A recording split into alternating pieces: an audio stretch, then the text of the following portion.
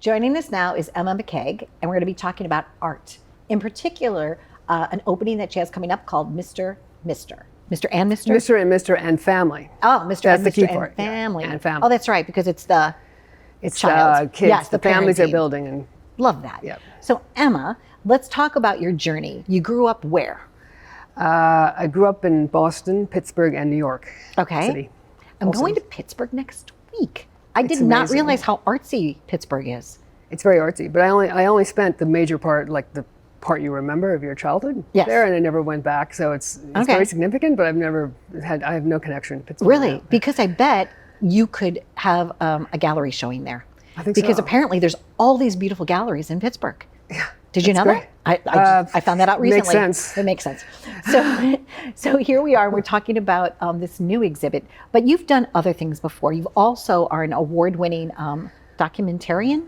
I made one documentary film. Okay. And it's kind of the personal story side, but it did turn out to be a feature documentary, and I won Best Documentary at the Big Apple Film Festival when it came out. Congratulations. And I can tell you about that, but yes, it has something to do with John. Yeah, it's called There's Something About John. Yes. It's about kind of the journey of myself entering this ballet class at the McBurney-Y in Manhattan and finding a whole community of people and recovery from injury to healthier life through ballet, actually recreational ballet, very recreational. But then John had a tough background, and I had that too. So it's also a mirror of him to me, and beautiful. It's a layered film. I love that. Thanks. So now you also paint, right? And that's why we're here today. We're talking about this particular show that you have coming up called Mr. and Family. Okay, what is that? What's the concept behind that? Why did you feel like it was important?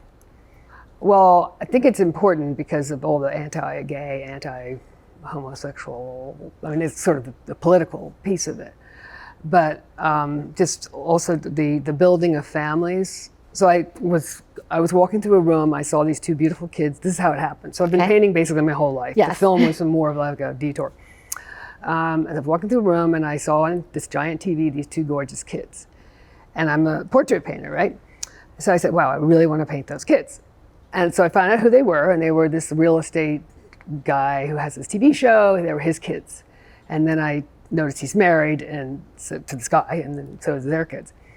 So then I said, how do I reach out? What do I do about this? So that sort of was the seed of the Mr. and Mr. Family idea. And of course, Mr. and Family is like Mr. and Mrs. and Family. Yes. But Mr. and Mr. Got it. So. And how many subjects? Well, I had one friend that had that knows Desmond Child, who's the songwriter. And he's been married to Curtis Shaw for 20 years. And they have twin sons that are at NYU now. And so Desmond said, and Curtis said that they would participate in this. They would give pictures of their sons and, get this going. And of course, then with his name, by the way, I tried to contact every married, or not even married, but gay guy that has kids. Not one got back except for Desmond and Curtis. So I hired a publicist that helped me reach out and get, and then I got a bunch of guys that said yes. Wonderful. How many portraits are going to be in this exhibition? Probably about 10. Wonderful. Yeah. What is your process? But they're very big scale. So I was going to say, you're right. So what is your process? The process is get the photo, do a lot of Photoshop, Adobe Photoshop, to get where I want in the photo, because I don't know any of these people. And the best thing would be me taking the photo myself. But since it's mostly Instagram shots or whatever I'm downloading, so I do a lot of Adobe Photoshop, and then I just go from there. Okay. And what is it's acrylic on canvas. On canvas. Yeah. On canvas board or no, it's canvas, linen and canvas. Okay. Good for you. And stretchers, and I do all stretching and whatever. Wait, you're stretching your own canvas? Yes. Wow. That's a process, because then you got to gesso it, I guess, or somehow make that. Every single detail of that is so important, and it really comes out in the work. Okay. So you decided to get the stretcher bars and to stretch your own canvas. Now, when you talk about working large, what size are they? They're sort of like the size of that door, maybe. So it's really? 4 by 6, 6 by 4, 4 by 6, around there. Okay. Now, feet. This is funny. Okay, because everybody is only of a certain stature, right? So do you actually when you're working that large, what's your trick? Are you up on a ladder, or are you turning the canvas and painting it from a standing position? How do you reach? Well, I'm almost 6 foot tall, I think. So you have So that height as an helps. advantage. I don't really need a ladder, but no, it's a good question because what I do is put it on the floor a lot if I want Oh, okay. to do some more articulation in the other part of the canvas. Lovely. So you're So there like Jackson straddled Pollock in that on way. the canvas, making it work. Yeah. And I When- don't, yeah. I was going to say, also, do you work from top to bottom, or do you start with the eyes? What do you start Like, with? it's really good questions. I used to start with the eyes. Okay. That's the most, actually fundamentally the most important thing. in Right. the You get that painting. right, you can add hair. Yeah. Right? But then now I'm realizing the whole entire canvas is really the whole abstract thing is where it goes. So actually the eyes come last, Okay. which The is much eyes more come successful last. for me. Good for you, because Yeah. then I guess the soul of the painting comes forth through somebody's eyes. Yes. Oh, I love That's what that. the focal point will be. I mean, really, again, with the abstract thing, there's no focal point. Right. It's all over the place. Yes. But if you have eyes there, people are going to go right to that. Yes. Good for you. You must be so excited. Are you genuinely like, Well, when maybe I a started little about it, I nervous? started about or- it like being a painting again because Yeah. I couldn't stand it for a long time. Really? But I felt kind of chained to the whole thing because I am an artist, and at the point that I made the film, I was just like I couldn't even go to the art supply store again. I just wanted to do something else. Okay. And I thought, well, here I am in my 50s then, and I said, well, I could try to be a lawyer or something and do something different in my life because I always wanted to be a lawyer. But I didn't think I could read torts or read anything.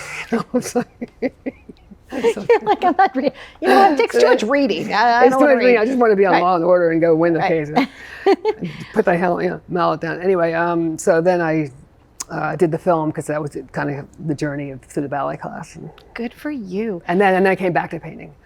But now I'm liking painting. So You I took are. after about 2 years of being back to painting, I'm really in sync with it. Probably, hopefully because of this show too. Yeah. You have something important to say. And that's why I feel that a lot of times artists, it's not like you're just going out there and you're painting a landscape, or you're just, painting, this cup, right? But you're doing something which is causing the matter because you want your art to make someone emote, to think differently, or to think the same, or to empower people, right? To celebrate who they are, right? Well, yeah. That makes a huge difference. Well, I You're didn't know painting with that. a cause. You're right on about that. I did not know that till this. Well, I did another project before this, but basically till now, this part of my life, how important that is. That you're really gathering together something that's Giving important for someone a other people voice. to see. I mean, there are people that just paint landscapes and it's beautiful, but And there's nothing I wrong with definitely- that because you could also No, yeah. paint smokestacks and then have something important to Yeah, say. but I definitely like But- people and the energy of people, and this whole group interests me because these guys are just amazing. Actually, I have found out through this whole thing how amazing these guys are in raising kids. And sometimes it's not easy for them to become parents.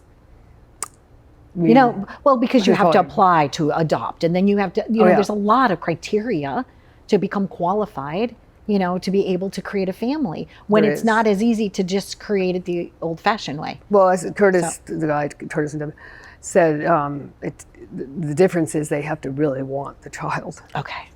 because it involves like what you're saying, so many different aspects.